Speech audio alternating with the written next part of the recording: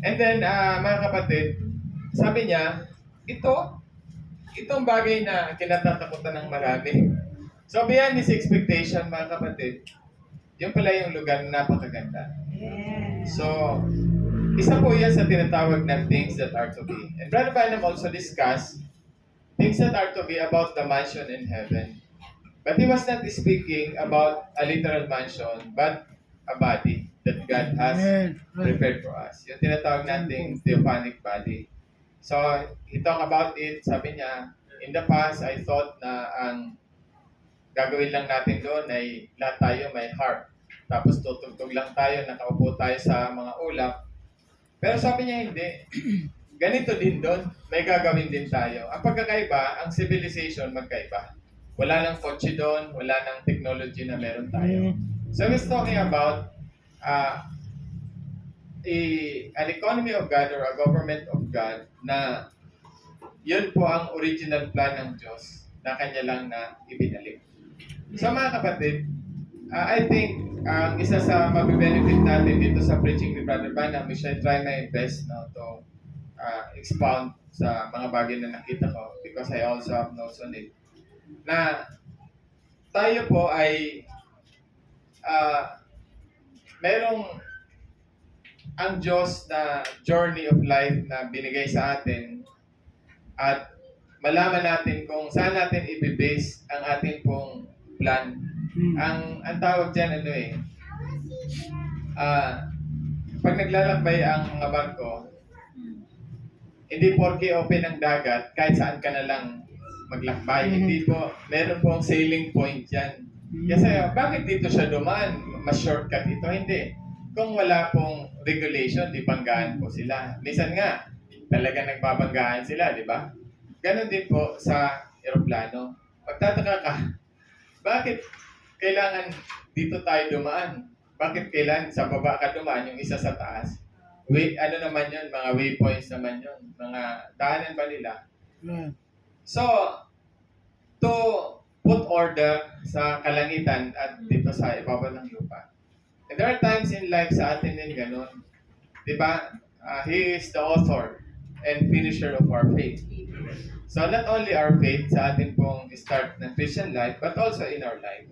Kumaga, wala pong bagay sa buhay natin na hindi po in-author ng Diyos. At lahat po yan, mga kapatid, ay nakaplan, pre-planned. Yan ang sinabi ni Brother Banham dito. If your natural birth is pre-planned, lalo ng spiritual birth natin. So, with that, magkakaroon po tayo ng realization sa mga bagay na nangyari po sa ating buhay at maiwasan natin ang mag-complain at mag-murmur, but rather we use the energy and strength to find out what the will of the Lord is. Tapos, kung mapapansin po natin, Jesus Christ being the head of the church, wala pong surprise sa kanya. Nabasa niyo ba sa scripture na may isang bagay na nasurpresa siya? Ang Diyos, nabasa niyo ba simula Genesis hanggang Revelation na ang Diyos na surprise? Ay, hindi ko expected. Tatry rin pala ako ng serpente. Si Jesus, ay, hindi ko expected na tatry rin pala ako ni Judas. Hindi. Lahat po yan ay nakasulat na, mga kapatid. But the question sometimes in our life, minsan, partial tayo sa expectation eh. We only expect good things. Praise God. Pagdating ng bad things, no, Lord, ba't naman ganito? Para ba sinasabi mo, Lord, pag mabuti, welcome na welcome yan. Pag masama, Lord, bakit ako? O bakit naman ganito? Hindi, mga kapatid, no? So, dapat tayo, that's why we have preaching, we have Bible reading, there are preachers that God used to explain to us the Word of God. Nang sa gayon, tayo po, mga kapatid, we live a life na wala pong sorpresa. Hayaan nyo na yung mga surprise gift sa inyo, surprise birthday celebration. Okay lang yan, mga kapatid. Mga palabok ng buhay lang yun. Pero, mga kapatid, as individual person, individual child of God, we know that our Father who planned it before the foundations of the world, mga kapatid, simple lang ang gagawin mo. Manalangin ka. Panginoon Diyos, ano ang plano mo sa akin? Show me the way. There are lots of sabi na natin, suggestions ng mga tao, what to do sa ating buhay, we can appreciate them. And most of the time, kinukot pa, in the multitude of counsel, there is safety. Kaya lang, tingnan mo yung mga counselor mo, kung sino yung mga counselor mo. Pero wala pong ibang, sabi na natin, plano na excuse me for the word sasablay maliban sa Word of God. Last Friday, nung nag-question and answer tayo, di ba I quoted 1 Corinthians 15? Ang sabi niyan, siya ay pinako ayon sa kasulatan. Siya ay namatay ayon sa kasulatan. Kung dadagdagan pa natin yun, siya ay pinanganak ayon sa kasulatan. Siya ay dinuraan ayon sa kasulatan. Siya ay hinagpas ayon sa kasulatan. Di ba? Siya ay, kumaga, every bit of the life of Christ ay lahat nakasulat sa Biblia, mga kapatid. Kaya si Jesus walang surprise eh. Sasabihin pa nga niya in advance, alam mo, ipagkakanulo mo ako. Ba't yung magsa-traidor ni Pedro? Sasabihin niya eh. Oh. Kaysa nakalimutan ng bride na, sandali, di ba tayo siya? Don't you know that the bride is the female Jesus? Siya ang male, tayo ang female. And don't you know that He is our head? Alam nga naman yung nangyari sa ulo, hindi naman mangyayari sa katawan. Di ba? Tandaan natin, brothers and sisters, whatever happened to Him, yun din po ay experience po natin. Otherwise, if we will not suffer with Him, we will not be glorified with Him. If we will not die with Him, then we will not be raised with Him. So yan po ang isa sa nais kong maunawaan ninyo at tayong lahat mga kapatid na hindi po tayo selective sa circumstance in life. Kaya si Paul, nung na-reveal kay Paul mga kapatid, ang beyond the curtain of time sa panahon niya, in everything give thanks, for this is the will of God. Pati sa Roma siya, anong death? Anong height? Di ba? Anong pwedeng makapag-imalay sa akin sa pag-ibig ng Diyos? Any even challenge death, di ba? Sa 1 Corinthians 15, sabi niya, death, very sure sting, grave, very sure victory. Di ba? So, mga kapatid, yan po ay, those are all in the words of God. I hope to share it to you, mga kapatid, sa loob ng isang oras bago mag alas 12. Yan po ang aking pangarap, mga kapatid. Sana ay matupad ang aking pangarap. Okay, John 14, 1-7. Exact text na ginamit ni Brother Branham ang akin pong gagamitin din. Okay, so samahan niyo lang ako. No need to stand, brothers and sisters. Samahan niyo ako magbasa para lang mag-vibrate sa puso natin ang Word of God. Let not your heart be troubled. You believe in God, believe also in me. In my Father's house are many mansions. If it were not so, I would have told you. I go and prepare a place for you. Naalala niyo yung scripture sa 2 Corinthians 5? If this earthly tabernacle be dissolved, we have a building of God, not made by hands, eternal in the heavens. Yan po yung mansion na yan, which is the body na naka-restore sa atin. Can you imagine mga kapatid? Mag-stop muna ako dyan. I-expound ko lang konti. How confident you are, how happy you are mga kapatid, na habang tinitingnan mo yung katawan mo na nag-ano siya, habang napifeel mo na sumasakit-sakit na yung mga kasukasuhan mo, nag-gray na yung uban ba, yung nabasa natin kanina, alam mo na napapunta ka na doon sa bading nakahanda sa'yo, which is more glorious than this. Kasi pangalawa yun eh. May sabihin, heavenly yun eh. The glory of the earthly body is different. The glory of terrestrial is different sa celestial. Tandaan po natin yan. Diba? Parang dati ikaw ay sa squatter, biglang na nagkaroon kang opportunity, pupunta ka sa ibang bansa. Di ba excited ka pumunta? Di ba? Mga kapatid, yan po ay nais ko na mapasok sa puso natin. Lang sa gayon, ma-eliminate po lahat ng surprise. Yung tulad ng sinabi ko sa inyo kanina. Magkaroon tayo, mga kapatid, ng buhay na sober in everything, no? Na, kumbaga, hindi tayo, ang daming, sa Proverbs, you can read that, no? Sa Psalms, and in the days of, sabi doon, In the days of famine, sabi doon na sa Psalms 16, meron sa Psalm 16 di ba? He shall not be afraid of evil tidings. His heart is fixed, trusting the Lord. Amen.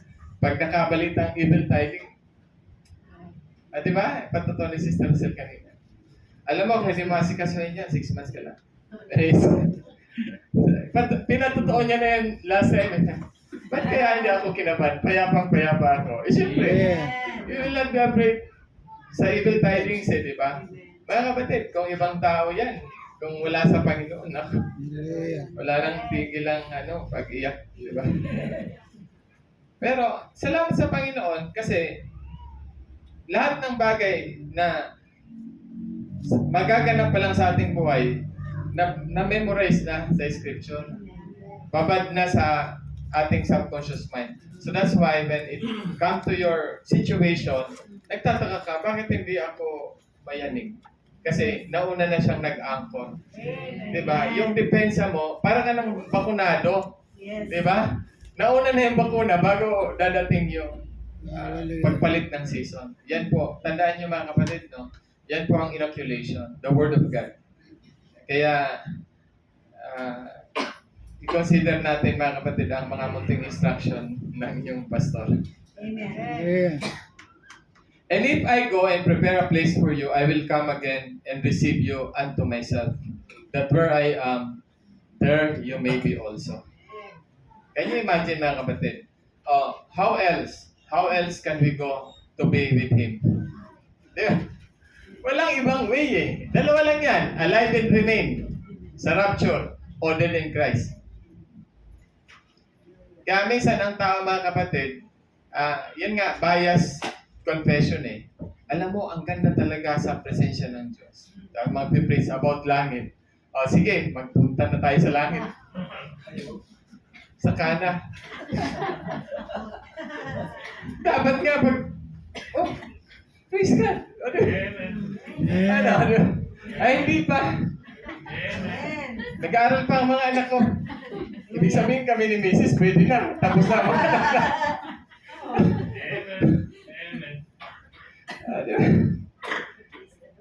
Reality yan na. Di ba? Kaya, normally, di ba normal confession yun, di ba? Lord, huwag muna, Lord. Nag-aaral pa mga anak ko. Naalala ko, may isang criminal, no? Sa kwento ni Brother Branham. So, nung siya ihahatulan nasa harap siya ng hari. Sabi nung inumin mo muna yan na baso. Yung isang basong tubig, inumin mo muna yan. Tapos sabi ng hari, sabi niya, inumin mo muna yan bago ka hatulan ng kamatayan. Kasi pag hindi mo inumin, hindi magpo-proceed yung anong tawag doon, yung execution niya kung hindi niya inumin. Matalino. Tinapon niya sa harap ng hari. At ang salita ng hari, hindi mababali. Ibig sabihin, hindi siya execute hanggat hindi niya naiinom yung tubig na yon. Tinapon niya. Kwento yan ni Brother Branham. Sabi ng hari, huwag niyo siya execute. Tinapon niya yung tubig kasi sabi ko inumin mo yan bago ka hatulan, inumin mo yan. Can you imagine, brothers and sisters, why did Brother Branham use that example? Diba?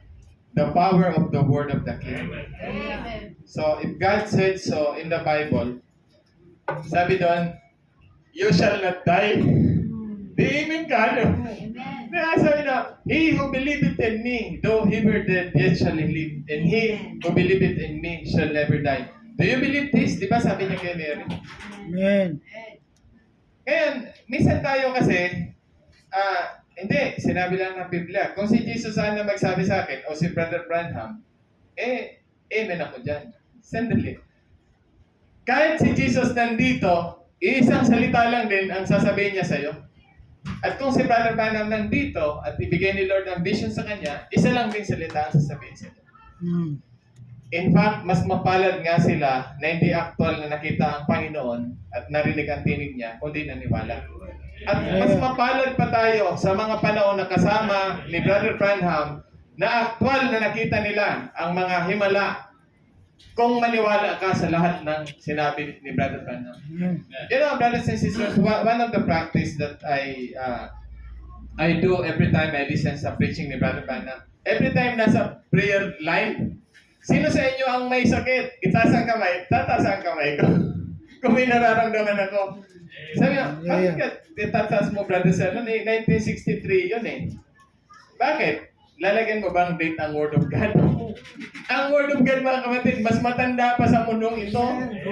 Nasa isip na yan noon pa. Sabi ni Brother Branham sa isang preaching niya, sabi niya, walang pagkakaiba ang kapangyarihan ng salita ng Diyos nung panahon na sinabi niya ito at nung nabasa mo at narinig mo ngayon. Walang pagkakaiba ang kapangyarihan kung maniniwala ka.